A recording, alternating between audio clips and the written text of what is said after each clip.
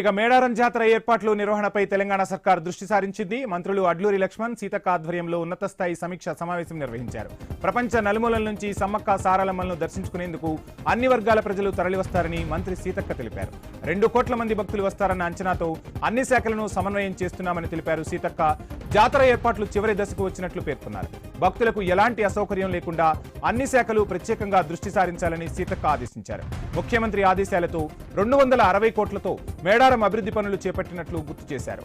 ఈ నెల 18న మేడారం గుడిని పునఃప్రారంభించబోతున్నట్లు చెప్పారు. అనంతరం అక్కడే కేబినెట్ సమావేశం జరగనుందని తెలిపారు. భక్తులకు త్వరితగతిన తల్లుల దర్శనం జరిగేలా పకడ్బందీ చర్యలు చేపట్టాలని అధికారులను ఆదేశించారు. రవాణా, తాగునీరు, శానిటేషన్ సమస్యలు లేకుండా చూడాలన్నారు సీతక్క. ట్రాఫిక్ సమస్యలు లేకుండా పోలీసులు నిరంతరం పర్యవేక్షణ చేయాలని మంత్రులు ఆదేశించారు. సామాన్య భక్తులు ఎక్కువగా ఆర్టీసీ బస్సుల్లోనే వస్తారని అన్నారు. మరో 1000 ఏళ్ల పాటు చరిత్రలో నిలిచిపోయేలా మేడారం ఆలయం నిర్మితమైందని మంత్రి సీతక్క తెలిపారు. విస్తరించిన రోడ్లు, అపురూపంగా రూపుదిద్దుకున్న జంక్షన్లు ఆదివాసీ చరిత్రను ప్రతిబింబించేలా ఏర్పాట్లు పూర్తయ్యాయని వివరించారు మంత్రి సీతక్క.